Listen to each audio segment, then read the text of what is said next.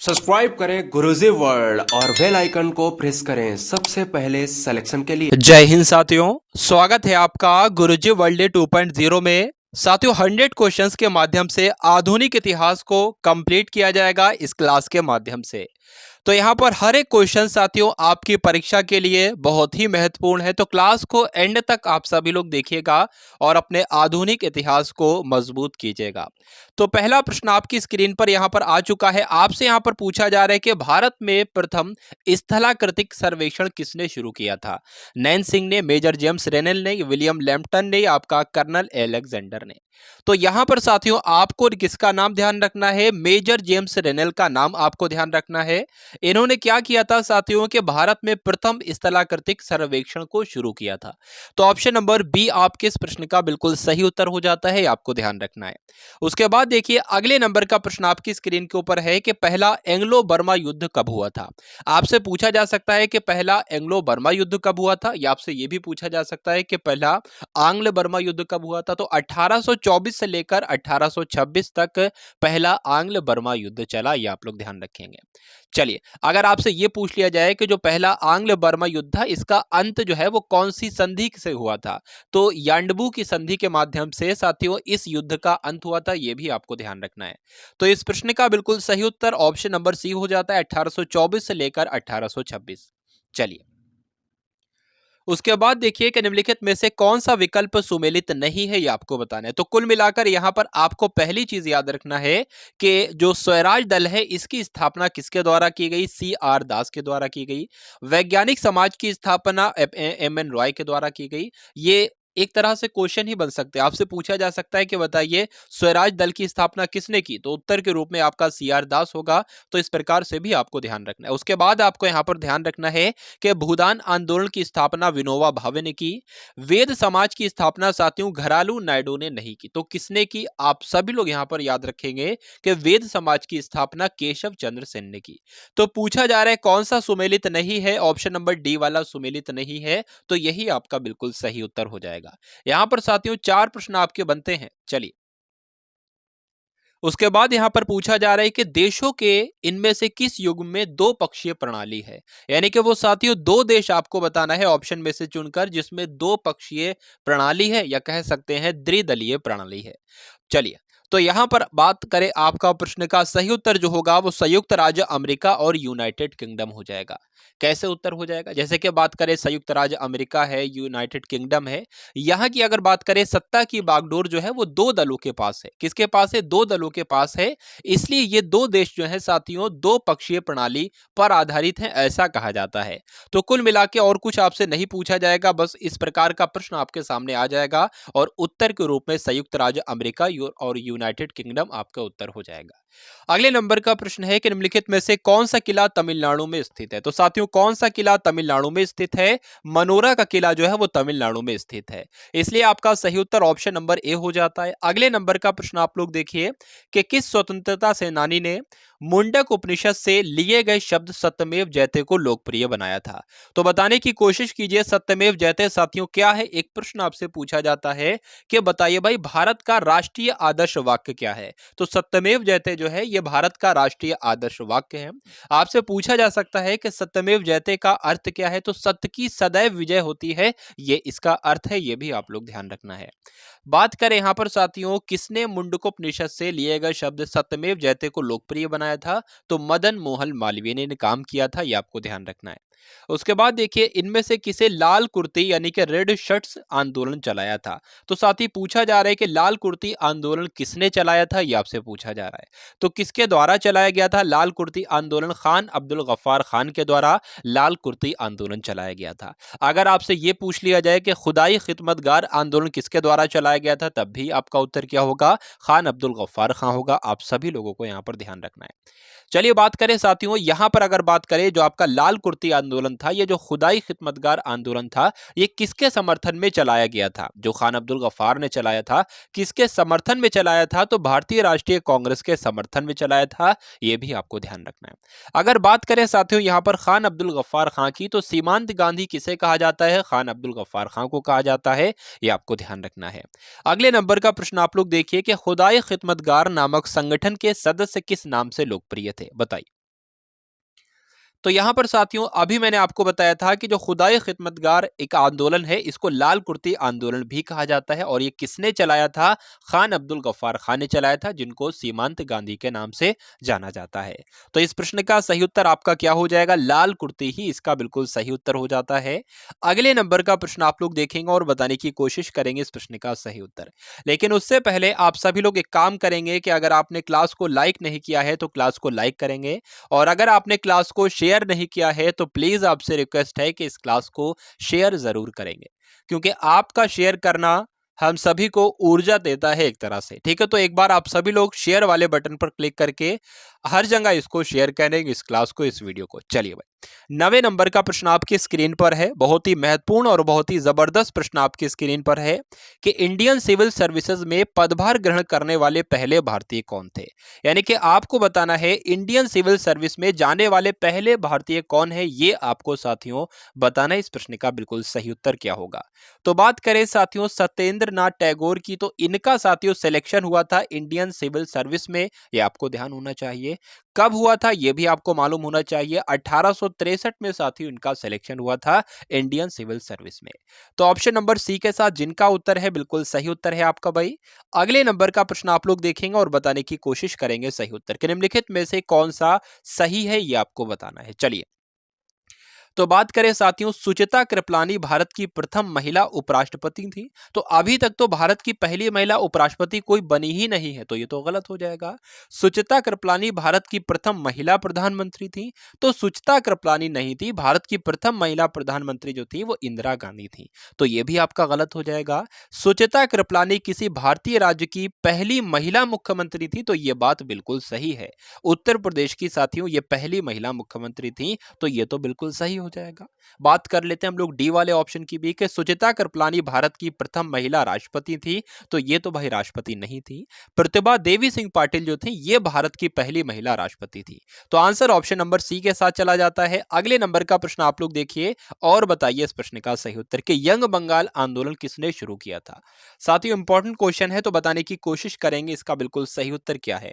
बात करें साथियों यंग बंगाल आंदोलन का उद्देश्य क्या था? देखिए, जो भी आंदोलन चलाए जाते हैं उनका कुछ ना कुछ उद्देश्य होता है। तो यंग बंगाल आंदोलन का क्या उद्देश्य था? जैसे कि जो प्रेस होती है, प्रेस की स्वतंत्रता, ये इसका एक उद्देश्य था। उसके अलावा जो सरकारी नौकरियां होती हैं उसमें भारतीय लोगों की नियुक्ति होना चाहिए, ये एक इसका उद्देश्य था। ठीक है, तो ये बातें भी आपको ध्यान रखना है। उसके अलावा जो मेन बात आपको ध्यान रखना है वो ये ध्यान रखना है कि यंग बंगाल आंदोलन किसने शुरू किया था? हेनरी विवियन डेरोजियो ने शुरू किया था, ये आपको ध्यान रखना है। चलिए भाई, तो अगले नंबर का प्रश्न आप लोग देखिए और बताइए इस प्रश्न का सही उत्तर क्या होगा कि कहा जाता है कि 1906 में भारत का प्रथम राष्ट्रीय ध्वज पटना में फहराया गया था, या नई दिल्ली में, या कोलकाता में, या अहमदाबाद में, बताइए। चलिए, तो यहां पर अगर हम लोग बात करते हैं साथियों भारत की, जो सबसे पहले भारत का प्रथम राष्ट्रीय ध्वज फहराया गया था वो कोलकाता में फहराया गया था। कब फहराया गया था? 1906 में फहराया गया। दो बातें आपको ध्यान रखना है कि 1906 और उसके अलावा 1907।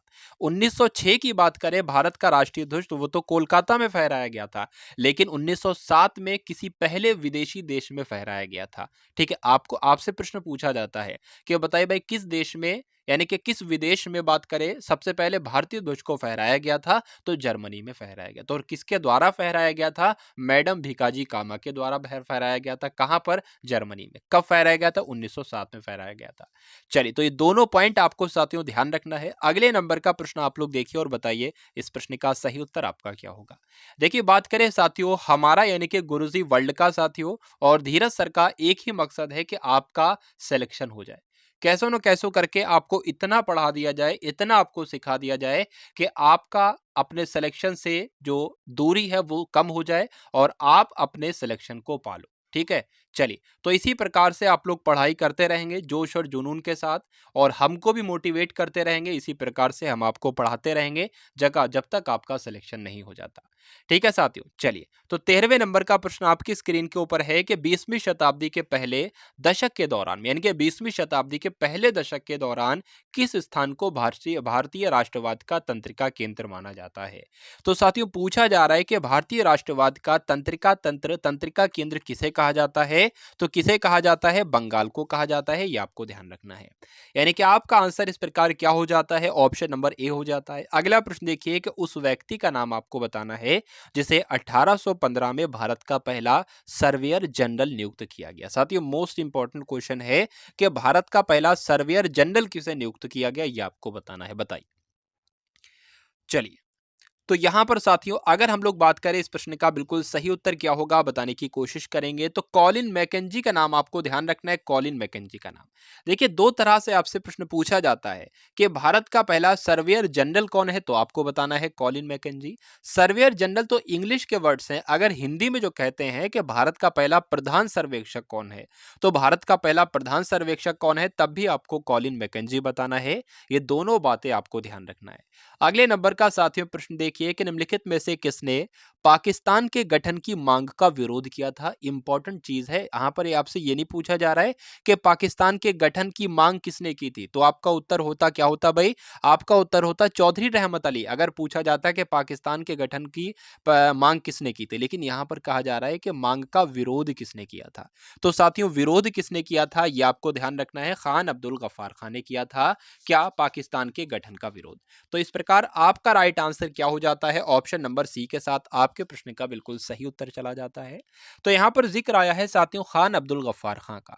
आप सभी को पता होना चाहिए कि खान अब्दुल गफ्फार खां को सीमांत गांधी कहा जाता है। इनके काम के लिए इनको सीमांत गांधी कहा जाता है। उसके अलावा सरहदी गांधी किसे कहा जाता है, तो खान अब्दुल गफ्फार खां को कहा जाता है। उसके अलावा बादशाह खान किसे कहा जाता है? खान अब्दुल गफ्फार खां को कहा जाता है।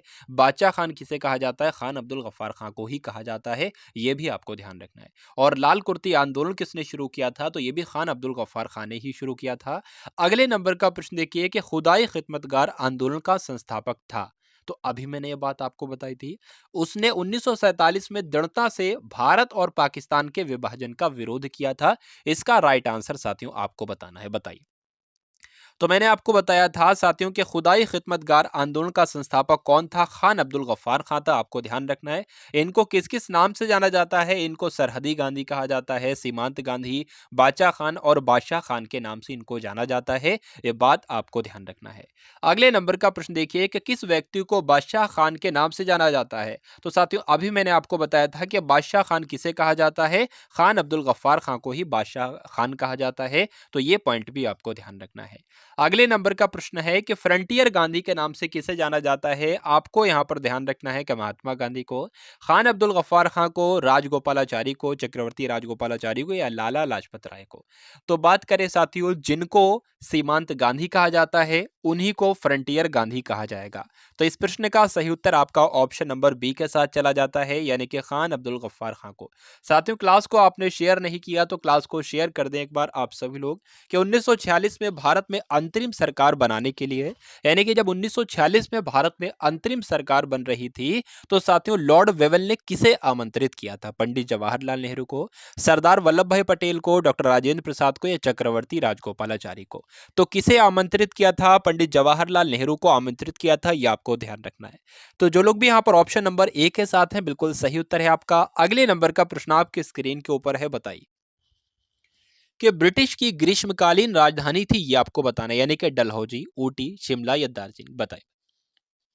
चलिए, तो बात करें साथियों 1864 ईस्वी की, अगर हम लोग बात करें तो जब लॉर्ड विलियम बेंटिक थे, तो लॉर्ड विलियम बेंटिक ने शिमला को क्या किया था? भारत में ग्रीष्मकालीन राजधानी घोषित किया था। ठीक है, तो क्या इसका सही उत्तर होगा? शिमला इसका राइट आंसर हो जाएगा। वैसे देखा जाए तो हिमाचल प्रदेश की ये राजधानी है, हिमाचल प्रदेश की ये राजधानी है, लेकिन यहां पर उत्तर के रूप में जो होगा वो शिमला हो जाएगा। ये आपको ध्यान रखना है। अगले नंबर का प्रश्न है कि स्वतंत्र पार्टी के संस्थापक साथियों निम्नलिखित में से कौन है? ये आप लोग बताइएगा। बताइए। तो साथियों ये भी अच्छा क्वेश्चन है, बताने की कोशिश करेंगे। तो आपको यहां पर ध्यान रखना है सी राजगोपालाचारी, यानी कि चक्रवर्ती राजगोपालाचारी जो है वो कौन है साथियों? स्वतंत्र पार्टी के संस्थापक यही तो कहलाए जाते हैं। उसके अलावा दो पॉइंट आपको ध्यान रखना है चक्रवर्ती राजगोपाला के संबंध में। अगर आपसे ये पूछ लिया जाए कि स्वतंत्र भारत के पहले भारतीय गवर्नर जनरल कौन थे, तो चक्रवर्ती राजगोपालाचारी थे। अगर आपसे पूछा जाए कि भारत के अंतिम गवर्नर जनरल कौन थे, तो चक्रवर्ती राजगोपालाचारी थे। तो उम्मीद करता हूं ये सभी पॉइंट जो मैं आपको बता रहा हूं वो आपके लिए साथियों बहुत ही जरूरी है। आप लोग इनकी वैल्यू कीजिए और इनको अपने माइंड में स्टोर कीजिए, क्योंकि परीक्षा में साथियों प्रश्न आपको इसी क्लास से देखने को मिलेगा, जो क्लासेस आपकी डेली यहाँ पर चल रही है गुरुजी वर्ल्ड 2.0 पर। अगले नंबर का प्रश्न है कि शताब्दी से भारत, बहुत ही इंपॉर्टेंट क्वेश्चन है साथियों। कई सारे कॉन्सेप्ट यहाँ पर क्लियर होंगे। पूछा जा रहा है कि 16वीं, 17वीं, 19वीं, 18वीं शताब्दी में से भारत में आधुनिक काल की शुरुआत मानी जाती है। तो आधुनिक काल की शुरुआत कब से मानी जाती है, ये आपसे पूछा जा रहा है। अगर बात करें साथियों भारत के इतिहास की, आपको पता होना चाहिए कि भारत के इतिहास को 3 भागों में बांटा गया है, या 3 कालों में बांटा गया है। कौन कौन सा? एक तो प्राचीन भारत का इतिहास है। देखिए जो प्राचीन भारत का इतिहास है वो कब से माना जाता है? वो 600 ईसा पूर्व से माना जाता है। कब से माना जाता है? 600 ईसा पूर्व से माना जाता है। कब तक? 712 ईस्वी तक। अब यहाँ पर कुछ लोग कंफ्यूज होंगे, यहाँ पर मैंने 600 ईसा पूर्व कह दिया और यहाँ पर ईस्वी कह दिया। तो साथियों कभी भी आपसे ये पूछा जाए या कहा जाए कि 600 ईसा पूर्व यानी कि ईसा मसीह के जन्म से 600 साल पहले की बात चल रही है, ठीक है। यहां पर मैंने 712 कहा, यानी कि ईसा मसीह के जन्म के बाद 712 साल की बात चल रही है, ये आपको ध्यान रखना। तो ये तो साथियों जो काल रहा है वो तो प्राचीन भारत के इतिहास का काल रहा है। मध्यकालीन भारत के इतिहास का काल अगर पूछे तो 712 ईस्वी से साथियों 1707 ईस्वी तक ही आपको ध्यान रखना है। उसके बाद अगर बात करें जो आधुनिक काल है वो 1707 ईस्वी से लेकर अभी तक है। तो कुल मिलाकर आपको यहां पर ध्यान रखना है कि आधुनिक काल जो शुरू हुआ वो 1707 में शुरू हुआ। तो क्या 17वीं शताब्दी होगी यहां पर? उत्तर के रूप में नहीं। अगर यहां पर साथियों 1699 होता तो यहां पर होती 17वीं शताब्दी, लेकिन यहां पर 1700 से ऊपर चला गया है तो 18वीं शताब्दी इस प्रश्न का बिल्कुल सही उत्तर हो जाता है। यानी कि आपको ध्यान रखना है कि 18वीं शताब्दी से भारत में आधुनिक काल की शुरुआत मानी जाती है। तो जो लोग भी यहां पर ऑप्शन नंबर डी के साथ हैं, बिल्कुल सही उत्तर है आपका। अगले नंबर का प्रश्न है कि भारत में संपूर्ण क्रांति के पक्षधर का नाम आपको बताना है, क्या हो जाएगा बताइए। चलिए, तो यहां पर आपका राइट आंसर साथियों क्या हो जाता है? जयप्रकाश नारायण हो जाता है। आपको ध्यान रखना है। नेक्स्ट क्वेश्चन देखिए, यानी कि जो संपूर्ण क्रांति से संबंधित कौन है या संपूर्ण क्रांति का नारा किसने दिया था? अगर कैसो भी प्रश्न आपसे पूछे तो जयप्रकाश नारायण ही आपका उत्तर होगा। अगला क्वेश्चन देखिए कि अब्दुल रहमान और ब्रिटिश राज के प्रतिनिधि श्री मार्टिमर ने डैश की स्थापना के समझौते पर हस्ताक्षर किए थे। तो कुल मिलाकर यहां पर सबसे पहली बात आपको ध्यान रखना है, क्या ध्यान रखना है कि यहां पर जो श्री मार्टिमर लिखे हैं, इनका नाम, पूरा नाम अगर मैं आपको बता दूं तो श्री मार्टिकर, पूरा नाम इनका था सर मार्टिमर डूरंड। तो साथियों सर मार्टिमर डूरंड जो थे, इनके नाम पर कौन सी रेखा बनाई गई? डूरंड रेखा बनाई गई। तो इसका राइट आंसर जो होगा वो डूरंड रेखा हो जाएगा, ये आपको ध्यान रखना है। बात करें डूरंड रेखा की तो अफगानिस्तान और पाकिस्तान के मध्य है भाई डूरंड रेखा। बात करें मैकमोहन रेखा की तो भारत और चीन के मध्य है। बात करें रेडक्लिफ रेखा की तो आपको ध्यान रखना है भारत और पाकिस्तान के मध्य है। अगले नंबर का प्रश्न है कि 1866 में ईस्ट इंडिया संघ की स्थापना किसने की थी? तो 1866 में साथियों ईस्ट इंडिया संघ की स्थापना दादा भाई नौरोजी ने की थी, ये आपको ध्यान रखना है, ठीक है। अगर का पूछे कि ईस्ट इंडिया संघ की स्थापना कहाँ की गई तो ब्रिटेन में की गई। अगला प्रश्न देखिए कि इनमें से किस महानगर का नाम स्वतंत्रता के बाद अब तक नहीं बदला गया है? तो आपने देखा होगा कि दिल्ली का पहले भी नाम था और दिल्ली अभी भी नाम है, ठीक है। तो कुल मिलाकर इसका नाम बदल चुका है, जिसके कलकत्ता का अब कोलकाता हो गया है, ठीक है। तो राइट आंसर आपका क्या हो जाएगा? ऑप्शन नंबर बी हो जाएगा। मुंबई का बंबई था पहले। अगले नंबर का प्रश्न आप लोग देखिए कि पंजाब के किस शहर को पहले रामदासपुर के नाम से जाना जाता था? तो बात करें साथियों इस प्रश्न का सही उत्तर जो होगा वो अमृतसर हो जाएगा। यानी कि अमृतसर का पहले नाम क्या था साथियों? रामदासपुर के नाम से था। अगर आपसे पूछ लिया जाए कि स्वर्ण मंदिर कहां पर स्थित है तो अमृतसर में ही तो स्वर्ण मंदिर स्थित है। अगले नंबर का प्रश्न आपकी स्क्रीन के ऊपर है, बताने की कोशिश कीजिए कि भारत में सांप्रदायिक निर्वाचन का जनक किसे कहा जाता है? भारत में सांप्रदायिक निर्वाचन का जनक किसे कहा जाता है, ये साथियों आपसे पूछा जा रहा है। तो किसे कहा जाता है? लॉर्ड मिंटो को कहा जाता है। यानी कि आंसर आपका ऑप्शन नंबर सी हो जाता है। अगला प्रश्न देखिए और बताइए इस प्रश्न का सही उत्तर। तो इंपॉर्टेंट क्वेश्चन है साथियों, बताने की कोशिश करेंगे। प्रश्न का सही उत्तर जो होगा तो स्वतंत्र भारत के पहले गवर्नर जनरल जो थे वो लॉर्ड माउंटबेटन थे। तो ऑप्शन नंबर 20 प्रश्न का बिल्कुल सही उत्तर है। अगला प्रश्न देखिए कि भारत में निम्नलिखित में से किसे स्थानीय स्वशासन का जनक कहा जाता है। तो बहुत ही सिंपल सा साथियों प्रश्न है, भारत में स्थानीय स्वशासन का जनक किसे कहा जाता है, लॉर्ड रिपन को कहा जाता है। तो आंसर आपका ऑप्शन नंबर ए हो जाता है। नेक्स्ट क्वेश्चन देखिए कि व्यक्तिगत का सिद्धांत नीति किसने तैयार की थी। तो साथियों किसने तैयार की थी ये आपसे पूछा जा रहा है, बताने की कोशिश करेंगे। तो लॉर्ड डलहौजी के द्वारा साथियों व्यक्तिगत का सिद्धांत की नीति को तैयार किया गया। सी ऑप्शन इस प्रश्न का बिल्कुल सही उत्तर हो जाता है। नेक्स्ट क्वेश्चन देखिए कि भारत में पहली यात्री ट्रेन वर्ष 1853 में चली।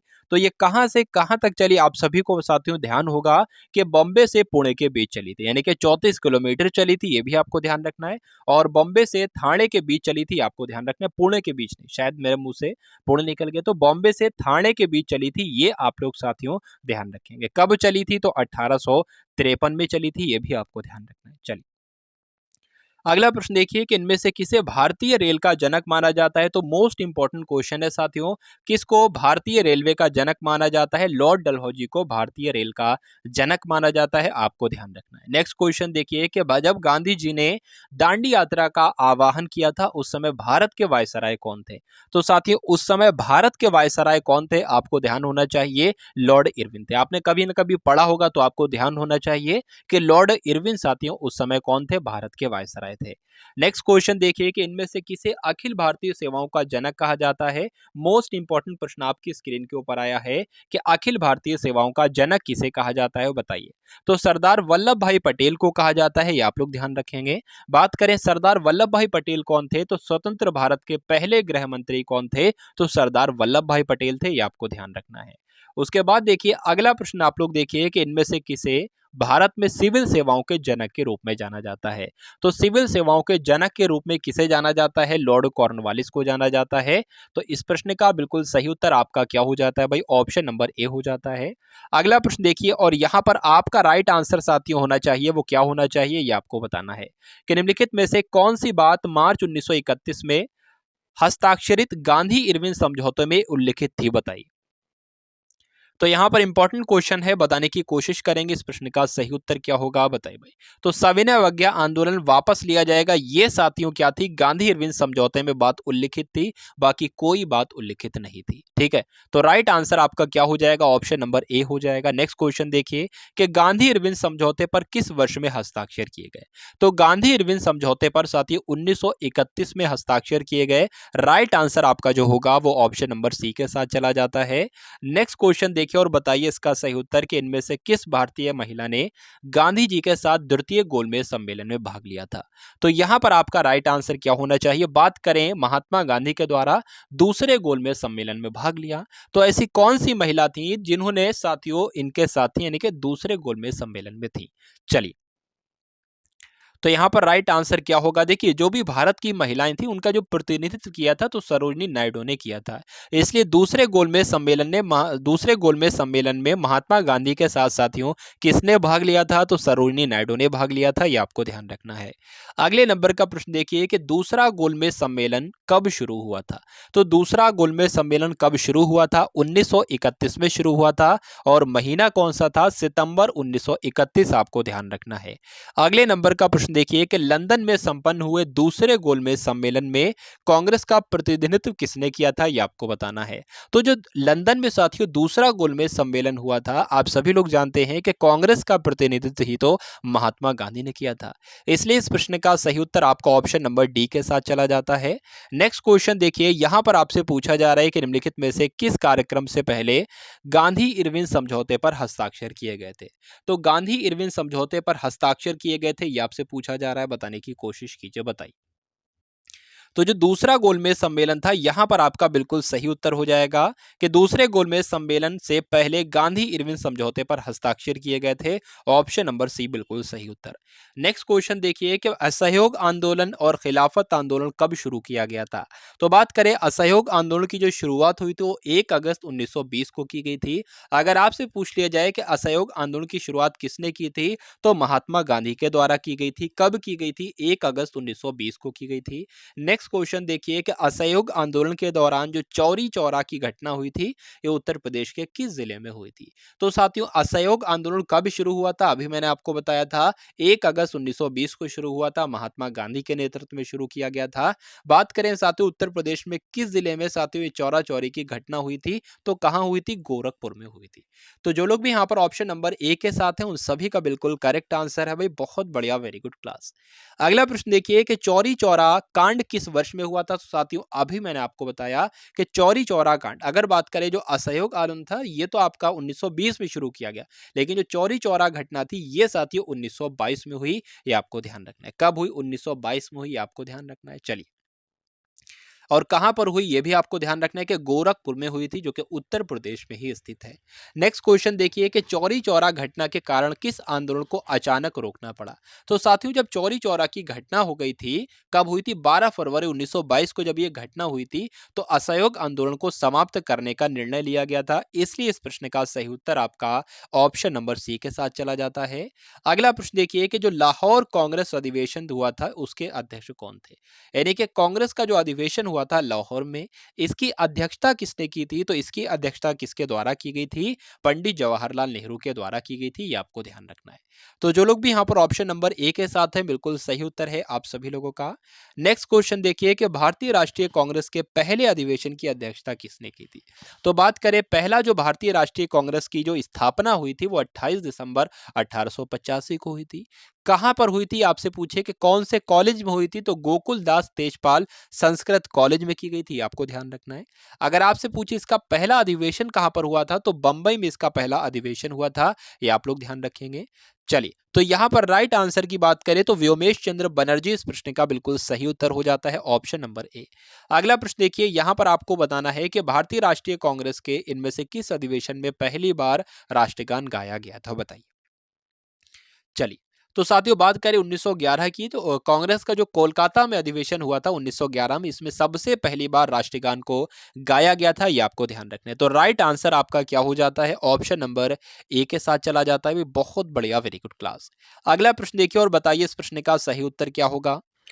उसके बाद देखिए कि भारतीय राष्ट्रीय कांग्रेस का पहला अधिवेशन जो 1885 में आयोजित किया था, बिल्कुल सही। इसका आयोजन जो किया गया था वो भारत के किस शहर में किया गया था? तो साथियों मैंने आपको बताया था बंबई में किया गया था। कहां पर किया गया था? बंबई में किया गया था। 1885 में किया गया था। कौन से विद्यालय में किया गया था? तो गोकुल दास तेजपाल विद्यालय में किया गया था। यह भी आपको ध्यान रखना है। उसके बाद देखिए कि साथियों अगला प्रश्न आपकी स्क्रीन पर है कि भारतीय राष्ट्रीय कांग्रेस की पहली भारतीय महिला अध्यक्ष कौन थी? विजय लक्ष्मी पंडित, सरोजनी नायडू, इंदिरा गांधी या एनी बेसेंट? तो साथियों उनका नाम क्या था? ये राइट आंसर इस प्रश्न का बिल्कुल सही उत्तर क्या हो सकता है? बताने की कोशिश कीजिए, बताइए।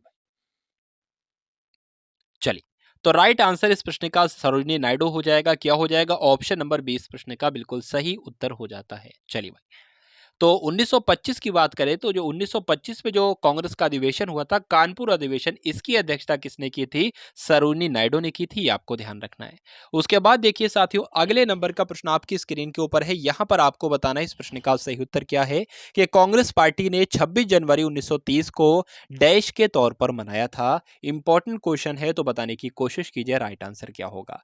तो 31 दिसंबर 1929 की बात करें तो कांग्रेस का लाहौर अधिवेशन हुआ था, जिसकी अध्यक्षता किसने की थी? पंडित जवाहरलाल नेहरू ने इसकी अध्यक्षता की थी। और यहां पर सबसे पहली बार पूर्ण स्वराज की मांग की गई थी।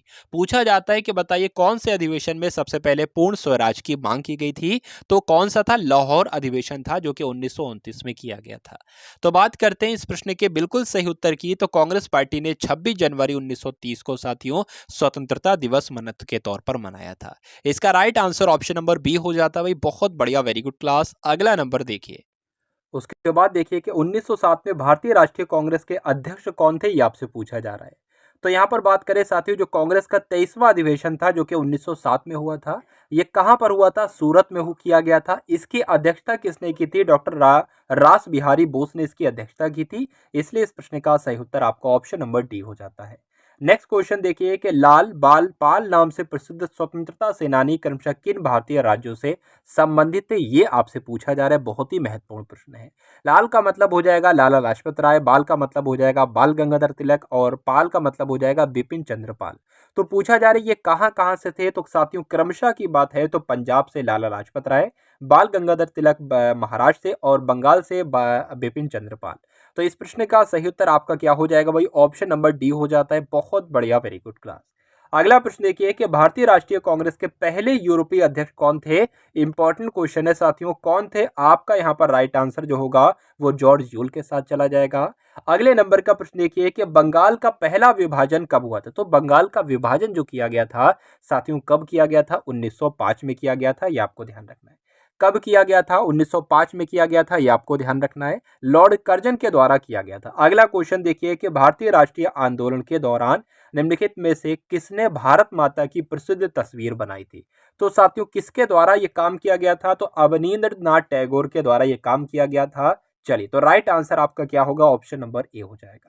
साथियों मैं चाहता हूं कि कम से कम समय में आपको 100 क्वेश्चंस करवा दिए जाएं, यानी कि आपका ज्यादा समय न लेते हुए कम से कम में 100 क्वेश्चंस आपको कंप्लीट करवा दिए जाएं, जो प्राचीन इतिहास आधुनिक इतिहास से संबंधित है साथियों। ठीक है, चलिए। उसके अलावा साथियों एक क्लास पड़ी हुई है जिसमें 100 क्वेश्चंस है, वो प्राचीन भारतीय इतिहास की है, तो वो भी आप लोग देखना ना भूलिएगा और इसको भी देखना ना भूलिएगा, यानी कि कंप्लीट आपको देखिएगा इस क्लास को। ठीक है साथियों, चलिए। तो 60वें नंबर का प्रश्न है कि स्वदेशी आंदोलन की जो औपचारिक घोषणा है ये कब की गई थी। तो स्वदेशी आंदोलन की जो औपचारिक घोषणा है ये साथियों कब की गई थी, 7 अगस्त 1905 को की गई थी। तो इसलिए इस प्रश्न का सही उत्तर आपका ऑप्शन नंबर बी हो जाता है।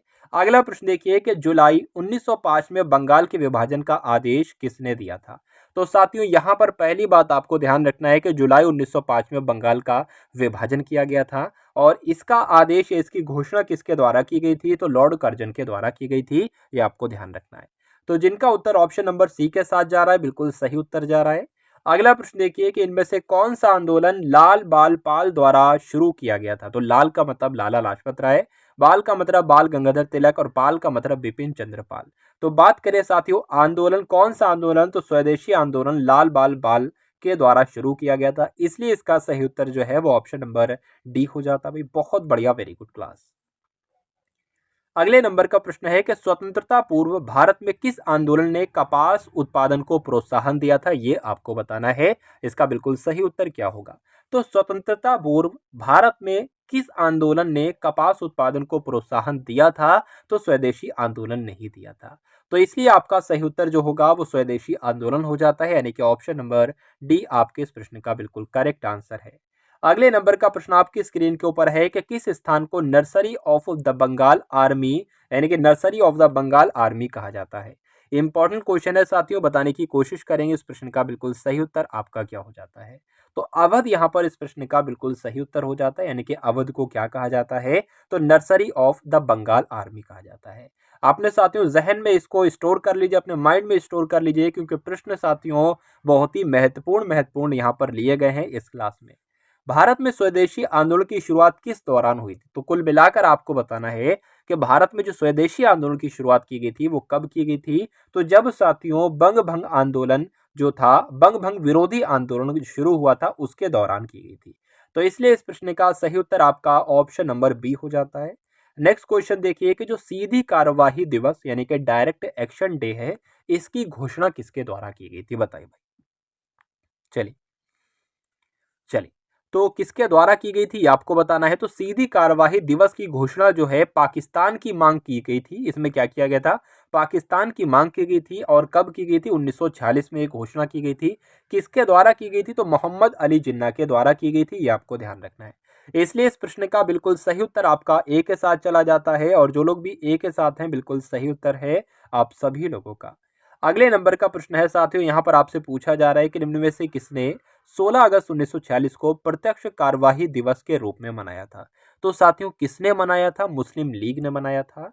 ठीक है, तो इस प्रकार के दो प्रश्न आपको ध्यान रखना है। मुस्लिम लीग के द्वारा साथियों यह दिवस मनाया गया था। पाकिस्तान की मांग वर्ष यानी कि पाकिस्तान की मांग कब की गई थी? इसमें मुस्लिम लीग के लाहौर अधिवेशन में की गई थी। तो साथियों यहाँ पर आप लोग ध्यान रखेंगे कि पाकिस्तान की मांग वर्ष 1940 में मुस्लिम लीग के लाहौर अधिवेशन में की गई थी। इसलिए इस प्रश्न का सही उत्तर आपका ऑप्शन नंबर सी हो जाता है, यानी कि 1940 के साथ। अगले नंबर का प्रश्न आप लोग देखेंगे कि पाकिस्तान नाम किस वर्ष में गढ़ा गया, यानी कि पाकिस्तान नाम कब दिया गया। सबसे पहला प्रश्न यहाँ पर उठता है कि पाकिस्तान नाम किसके द्वारा दिया गया, तो चौधरी रहमत अली के द्वारा दिया गया, ये आपको ध्यान रखना है। और कब दिया गया, तो 1933 में दिया गया। ये दो मुख्य बातें साथियों आपको यहाँ पर ध्यान रखना है। उसके बाद देखिए कि होम रूल लीग आंदोलन के संस्थापक कौन है। होम रूल लीग आंदोलन के संस्थापक कौन है, ये आप लोग बताने की कोशिश करेंगे इस प्रश्न का सही उत्तर। तो साथियों बात करें यहाँ पर बात करें होम रूल लीग आंदोलन के संस्थापक कौन है, तो एनी बेसेंट इस प्रश्न का बिल्कुल सही उत्तर हो जाता है, यानी कि ऑप्शन नंबर बी। चलिए अगला क्वेश्चन देखिए कि भारतीय राष्ट्रीय ध्वज यानी कि तिरंगा मैडम भीकाजी कामा के द्वारा कब और कहां पर फहराया गया था। तो ये बात साथियों आपको ध्यान होना चाहिए। मैंने क्लास के शुरू में एक बात बताई थी 1906 और 1907 वाली। तो 1906 में तो भारत में सबसे पहले फहराया गया, और 1907 में साथियों कहां पर फहराया गया, कौन से विदेश में, यानी कि कौन से विदेश में फहराया गया, तो जर्मनी में फहराया गया। और कब फहराया गया, तो 1907 में फहराया गया। तो इसलिए इस प्रश्न का सही उत्तर आपका ऑप्शन नंबर डी हो जाता है। अगला प्रश्न देखिए कि विदेशी धरती पर फहराया जाने वाला पहला भारतीय ध्वज मैडम भीकाजी कामा के द्वारा 1907 में फहराया गया। कहां पर फहराया गया, तो अभी पिछला प्रश्न आपने देखा जर्मनी में फहराया गया, इसलिए इसका राइट आंसर जो है वो डी के साथ चला जाता है। अगला क्वेश्चन देखिए कि 1913 में भारतीयों ने गदर पार्टी की स्थापना की थी, इसका हेडक्वार्टर कहां पर स्थित है।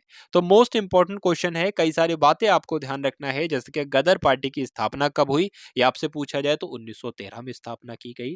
किसके द्वारा स्थापना की गई, तो लाला हरदयाल के द्वारा इसकी स्थापना की गई। कहां पर इसकी स्थापना की गई, तो सैन फ्रांसिस्को में इसकी स्थापना की गई, यानी कि मुख्यालय कहां पर है, तो सैन फ्रांसिस्को में ही होगा। इसलिए इस प्रश्न का सही उत्तर आपका ऑप्शन नंबर डी हो जाता है। भाई बहुत बढ़िया, वेरी गुड क्लास। अगला प्रश्न देखिए कि निम्नलिखित में से किस स्वतंत्रता सेनानी ने नौजवान भारत सभा की स्थापना की। तो नौजवान भारत सभा की स्थापना साथियों किसके द्वारा की गई, भगत सिंह के द्वारा, अशफाक उल्लाह खां के द्वारा, दादा भाई नौरोजी के द्वारा, विनायक दामोदर सावरकर के द्वारा। तो किसके द्वारा की गई, भगत सिंह के द्वारा की गई, ये आपको ध्यान रखना है। उसके बाद देखिए कि युवा बंगाल आंदोलन किसने शुरू किया गया, ये आपको बताना है। यहां पर आपका राइट आंसर साथियों क्या हो सकता है, तो हेनरी डेरोजियो, यानी कि जो युवा बंगाल आंदोलन है इसकी शुरुआत किसके द्वारा की गई, हेनरी विवियन डेरोजियो के द्वारा की गई, ये आपको ध्यान रखना है। उसके बाद देखिए साथियों यहां पर आपसे प्रश्न बन रहा है कि हिंदुस्तान रिपब्लिकन एसोसिएशन का गठन कब किया गया।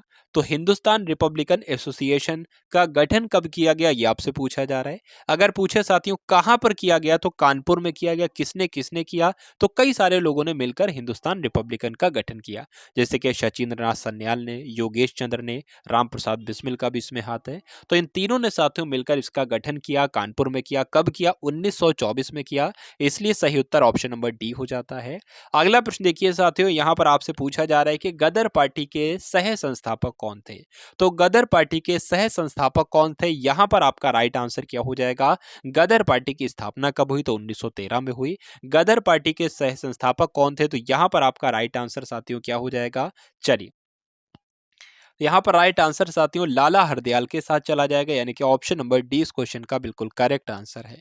अगला क्वेश्चन देखिए कि 1928 में हिंदुस्तान सोशलिस्ट रिपब्लिकन आर्मी की स्थापना दिल्ली में हुई थी। तो दिल्ली में कहां पर हुई थी, ये आपसे पूछा जा रहा है। दिल्ली में कहां पर हुई थी, दिल्ली में फिरोज शाह कोटला मैदान में की गई थी हिंदुस्तान सोशलिस्ट रिपब्लिकन आर्मी की स्थापना। इसलिए राइट आंसर जो जाता है वो ऑप्शन नंबर सी के साथ चला जाता है। अगला क्वेश्चन देखिए कि इनमें से कौन काकोरी डकैती का एक संचालन करता था। तो इसमें से कौन काकोरी डकैती का एक संचालन करता था, ये आपको बताना है, और ये साथियों आपसे पूछा जा रहा है। तो बात करें कौन था, ये आप लोग याद रखेंगे, अशफाक उल्लाह खां यहाँ पर बिल्कुल करेक्ट आंसर आपका हो जाता है, ये आपको ध्यान रखना है। चलिए अगले नंबर का प्रश्न आपकी स्क्रीन के ऊपर है। यहां पर आपको बताना है कि राम प्रसाद बिस्मिल चंद्रशेखर आजाद और भगत सिंह निम्नलिखित में से किस संगठन से जुड़े हुए थे? तो साथियों ये सब किस संगठन से जुड़े हुए थे? किससे जुड़े हुए थे? हिंद सोशलिस्ट रिपब्लिकन एसोसिएशन नहीं भाई, हिंदुस्तान सोशलिस्ट रिपब्लिकन एसोसिएशन से ये तीनों जुड़े थे। कौन कौन थे? रामप्रसाद बिस्मिल जी, चंद्रशेखर आजाद और भगत सिंह जी। तो ऑप्शन नंबर सी के साथ जिनका भी उत्तर जा रहा है बिल्कुल सही उत्तर है आपका। अगला प्रश्न देखिए कि बंगाल में किस क्रांतिकारी संगठन की स्थापना बरिंद्र कुमार घोष ने की थी? ये आपका बिल्कुल करेक्ट आंसर क्या हो जाएगा बताइए। तो यहाँ पर आप लोग ध्यान रखेंगे, कई सारी बातें आपको ध्यान रखना है कि अनुशीलन समिति की स्थापना जो है वो बंगाल में की गई थी। किसके द्वारा की गई थी? तो बरिंद्र कुमार घोष के द्वारा की गई थी। यानी कि ये 3 पॉइंट साथियों आपको ध्यान रखना है। अगला क्वेश्चन देखिए कि राम प्रसाद बिस्मिल को फांसी किस लिए दी गई थी? ये आपसे पूछा जा रहा है। तो बात करें साथियों, राम प्रसाद बिस्मिल को फांसी कहाँ पर दी गई थी? गोरखपुर में दी गई थी। अशफाक उल्लाह खां को फांसी कहाँ पर दी गई थी? तो फैजाबाद में दी गई थी। चलिए, तो राइट आंसर इस प्रश्न का बिल्कुल सही उत्तर क्या हो जाता है? काकोरी ट्रेन डकैती हो जाता है। ये आप लोग ध्यान रखिएगा। उसके बाद देखिए कि निम्न में से कौन हिंदुस्तान सोशलिस्ट रिपब्लिकन एसोसिएशन का सदस्य नहीं था? तो अभी साथियों मैंने आपको बताया था कि कौन कौन इसके सदस्य थे। तो चंद्रशेखर आजाद थे, भगत सिंह थे और सुखदेव सिंह थे, लेकिन नाना साहेब जो थे इसके सदस्य नहीं थे। इसलिए राइट आंसर आपका क्या हो जाता है? ऑप्शन नंबर डी के साथ आपका बिल्कुल करेक्ट आंसर चला जाता है। अगला क्वेश्चन देखेंगे कि काकोरी ट्रेन डकैती कौन से वर्ष में हुई थी? आपको बताना 1923 में, 24 में, 25 में या 1926 में। बात करें साथियों यहाँ पर हम लोग के काकोरी ट्रेन डकैती की, तो काकोरी ट्रेन डकैती जो है ये कहाँ पर हुई थी? मैं आपको बता दूं, ये ट्रेन जो थी वो सहारनपुर से लखनऊ की ओर जा रही थी और सहारनपुर से लखनऊ की ओर जाते हुए बीच में एक स्टेशन पड़ता है काकोरी नाम का एक स्टेशन। यहाँ पर साथियों ये ट्रेन लूट ली गई थी। कब लूटी गई थी? 1924 में। 1925 में साथियों ये ट्रेन लूट ली गई थी, इसलिए इसका नाम क्या पड़ गया? काकोरी ट्रेन डकैती इसका नाम पड़ गया। और ये कब हुई थी? तो 1925 में हुई थी। ये आपको ध्यान रखना है। उसके बाद देखिए कि निम्नलिखित में से साथियों वह कौन भारतीय था जिसे अंग्रेजों ने स्वतंत्रता संग्राम में शामिल होने की वजह से 18 वर्ष की आयु में फांसी दे दी थी? तो उनका नाम क्या था साथियों? खुदीराम बोस। आप लोग जानते, आप लोग यहाँ पर इनके बारे में आपने पढ़ा होगा कि 18 वर्ष की आयु में इनको फांसी की सजा दे दी गई थी। उनका क्या नाम था? खुदीराम बोस उनका नाम था। अगला प्रश्न देखिए कि किस क्रांतिकारी ने खुद से मौत को गले लगाया था? यानी कि उनका नाम आपको बताना है जिन्होंने खुद से मौत को गले लगाया था। तो चंद्रशेखर आजाद ने लगाया था। राइट आंसर आपका ऑप्शन नंबर डी हो जाता है। अभिनव भारत समाज की स्थापना किसके द्वारा की गई थी? आपसे पूछा जा रहा है। अभिनव भारत समाज की स्थापना जो की गई थी वो विनायक सावरकर के द्वारा की गई थी। वीडी सावरकर भी आ जाते हैं क्योंकि इनका पूरा नाम ही है विनायक दामोदर सावरकर। अभिनव भारत समाज की स्थापना वीडी सावरकर के द्वारा की गई थी। कब की गई थी? तो 1904 में की गई थी। ये भी आपको ध्यान रखना है। उसके बाद देखिए कि निम्नलिखित में से किसे भारत के स्वतंत्रता आंदोलन के दौरान चरमपंथी नेता के रूप में जाना जाता है? तो चरमपंथी नेता के रूप में साथियों किसे जाना जाता है भारत स्वतंत्रता के दौरान? तो बाल गंगाधर तिलक को जाना जाता था। इसलिए इस प्रश्न का सही उत्तर जो है वो ऑप्शन नंबर डी के साथ चला जाता है। न दलील, न वकील, न अपील, टिप्पणी इनमें से किससे संबंधित है? चार्टर अधिनियम से, रॉलेट एक्ट से, विनियमन अधिनियम से या पिट्स इंडिया एक्ट से? तो न दलील, न वकील, न अपील का कानून किसे कहा जाता है? रॉलेट एक्ट को कहा जाता है।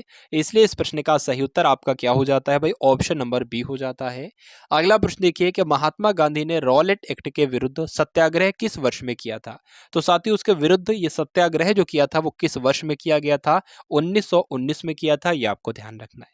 तो जो लोग भी यहाँ पर ऑप्शन नंबर सी के साथ हैं बिल्कुल सही उत्तर है आपका। अगला प्रश्न देखिए, यहाँ पर आपसे पूछा जा रहा है कि महात्मा गांधी जी ने किस अधिनियम के विरोध में लोगों से 6 अप्रैल 1919 को एक दिन के लिए अहिंसक विरोध दर्शाने को कहा था? तो साथियों बताना है किसके विरोध में ये कहा था, यानी कि राइट आंसर इसका क्या हो जाएगा? तो रॉलेट एक्ट ही इस प्रश्न का बिल्कुल सही उत्तर हो जाता है। ये आप लोग ध्यान रखेंगे। अगले नंबर का प्रश्न है कि फरवरी 1919 में सत्याग्रह सभा की स्थापना किसके द्वारा की गई थी? खान अब्दुल गफ्फार खान के द्वारा, मोतीलाल नेहरू के द्वारा, सुभाष चंद्र बोस के द्वारा या मोहनदास करमचंद गांधी के द्वारा? तो साथियों बात करें फरवरी 1919 में सत्याग्रह सभा की स्थापना जो है किसके द्वारा की गई थी? तो मोहनदास करमचंद गांधी के द्वारा की गई थी। राइट आंसर आपका क्या हो जाता है भाई? ऑप्शन नंबर डी हो जाता है। अगला क्वेश्चन देखिए कि गांधी जी ने किस एक्ट या अधिनियम के खिलाफ लड़ने और सत्याग्रह शुरू करने का फैसला किया था? तो किसके खिलाफ साथियों? रॉलेट एक्ट के खिलाफ, जो कब हुआ था? 1919 में हुआ था। तो यहाँ पर आपका राइट आंसर अगर जा रहा है ऑप्शन नंबर ए के साथ, तो बिल्कुल सही उत्तर हो जाता है आपका। अगला प्रश्न देखिए कि जलियांवाला बाग हत्याकांड इनमें से किस शहर में हुआ था? तो आप सभी लोग जानते हैं कि जलियांवाला बाग हत्याकांड साथियों कहां पर हुआ था? तो अमृतसर में हुआ था। इसलिए इस प्रश्न का सही उत्तर क्या हो जाता है? ऑप्शन नंबर सी इसका राइट आंसर हो जाता है। चलिए नेक्स्ट क्वेश्चन देखिए कि गांधी जी का डैश के खिलाफ, गांधी जी का डॉट डॉट के खिलाफ अभियान प्रेस पर ब्रिटिश सेंसरशिप और पेशी के बिना नजरबंदी के जवाब में था। यहां पर आपका राइट आंसर साथियों क्या हो जाता है? बताने की कोशिश कीजिए। तो रॉलेट एक्ट इस प्रश्न का बिल्कुल सही उत्तर हो जाता है, यानी कि option number C. Next question देखिए साथियों कि जलियांवाला बाग हत्याकांड के विरोध में गांधी जी ने किस सम्मान को लौटाया था? तो किस सम्मान को लौटा दिया था कि जब जलियांवाला बाग हत्याकांड हुआ था उसके विरोध में महात्मा गांधी जी के द्वारा कैसर हिंद की उपाधि साथियों लौटा दी गई थी। तो राइट आंसर यहां पर आपका क्या हो जाता है? ऑप्शन नंबर ए के साथ आपके प्रश्न का बिल्कुल सही उत्तर हो जाता है। अगला क्वेश्चन देखिए और इस प्रश्न का बिल्कुल सही उत्तर आपको देना है, कमेंट सेक्शन में देना है कि रविन्द्रनाथ टैगोर ने डॉट डॉट डॉट की वजह से अपनी नाइटहुड की उपाधि वापस लौटा दी थी। तो जलियांवाला बाग हत्याकांड की वजह से नाइटहुड की उपाधि लौटाई थी, या काकोरी कांड की वजह से, या चौरी चौरा घटना की वजह से, या भगत सिंह को फांसी की वजह से? तो राइट आंसर यहाँ पर आपको बताना है साथियों कमेंट सेक्शन में। तो ये थे साथियों भारतीय इतिहास, आधुनिक इतिहास के 100 इंपॉर्टेंट क्वेश्चन। तो आप सभी लोगों को क्लास पसंद आई हो तो कमेंट सेक्शन में जरूर बताइएगा। मिलते हैं हम सभी लोग आने वाली वीडियो में। जय हिंद साथियों। सब्सक्राइब करें गुरुजी वर्ल्ड और बेल आइकन को प्रेस करें सबसे पहले सिलेक्शन के लिए।